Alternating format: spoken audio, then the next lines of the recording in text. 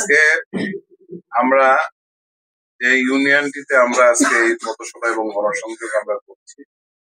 আমরা দীর্ঘদিন ধরে জানি স্বাধীনতার পরের থেকে যে আমরা এই ইউনিয়নটি হলো বিএনপির একটি গুরুত্বপূর্ণ ইউনিয়ন এবং এই ইউনিয়নটা হলো বিএনপির ঘাঁটি হিসাবে আমরা চুয়াডাঙ্গা জেলায় আমরা করছি।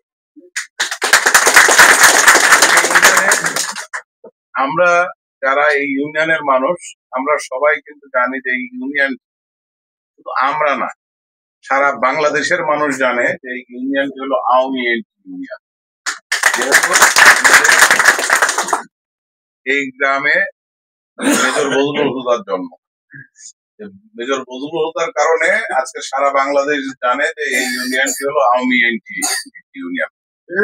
এই জন্য এই 17 বছর সরকারের সময় অনেক অত্যাচার, অনেক নির্যাতন, অনেক নিপীড়ন অন্যান্য ইউনিয়নের চাইতে এই ইউনিয়নের সবচেয়ে বেশি হয়েছে এবং এই ইউনিয়নের নির্যাতনের জন্য সরাসরি কেন্দ্র থেকেও অনেক সময় অনেক নির্দেশ পায়। সেজন্য আমি জানি যে যেখানে বেশি অত্যাচার, যেখানে বেশি নির্যাতন হয় সেই জায়গা থেকে মানুষ বেশি সংগঠিত। সেজন্য আমি আজকে মনে করি ফ্যাসিস্ট সরকার পতনের পরে আজকে আপনারা ইউনাইটেড এবং সংঘবদ্ধ। আপনারা ইতিমধ্যে জেনেছেন যে আগামী ফেব্রুয়ারি মাসে যে জাতীয় সংসদ নির্বাচন হবে, এই নির্বাচনের জন্য আমরা দীর্ঘ 17 বছর আমরা ভোটের অধিকার ফিরিয়ে দেওয়ার জন্য এবং আমরা গণতন্ত্র পূর্ণ উদ্ধার করার জন্য আমরা আন্দোলন আমরা রাজপথে করেছি এবং আমরা চালিয়ে গেছি।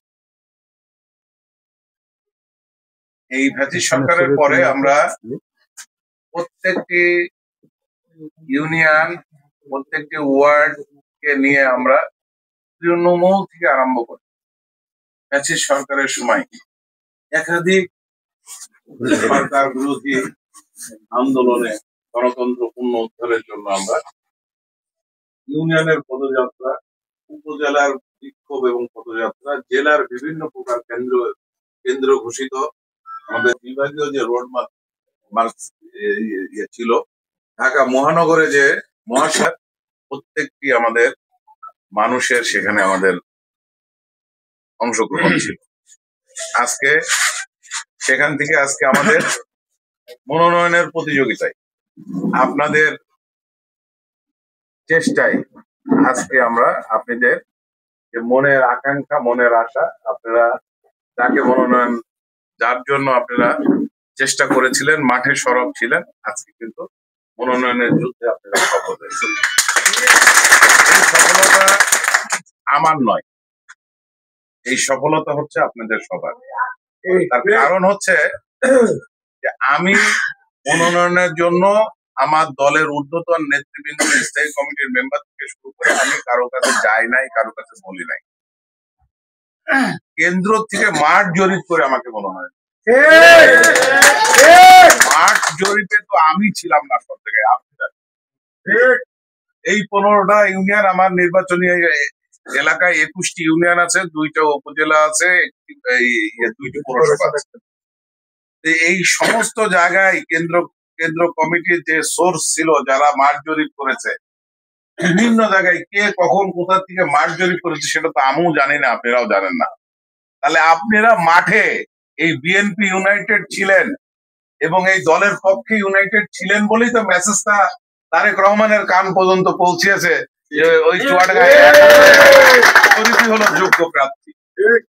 আমার এখানে কোনো কারিশমা নাই, আমার সাংগঠনিক, আমার কর্মকাণ্ড, আপনাদের ভালোবাসা, আপনাদের প্রত্যেকটি কর্মসূচিতে অংশগ্রহণ আমাদের সবাইকে এগিয়ে নিয়ে গেছে। আমরা একটি ধাপ কেবল পার করেছি, আমরা মনোনয়ন পেয়েছি। সামনে যে ফাইনাল খেলা সেটা হলো নির্বাচন। এই নির্বাচনে একটি ভিন্ন ধরনের নির্বাচন আমাদের সামনে ফেব্রুয়ারি মাসে। এই বাংলাদেশ স্বাধীন হওয়ার পর থেকে যতগুলো নির্বাচন আমরা পার করেছি, এইটি হলো একটা ব্যতিক্রম ধর্মী নির্বাচন আমাদের সামনে।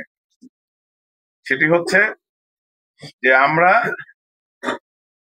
এই বাংলাদেশ, এই সার্বভৌমত্ব, এই ভূখণ্ড জন্য আমরা যুদ্ধ করেছি, আমরা রক্ত দিয়েছি, আমাদের মা বোনদের সম্ভ্রম হয়েছে।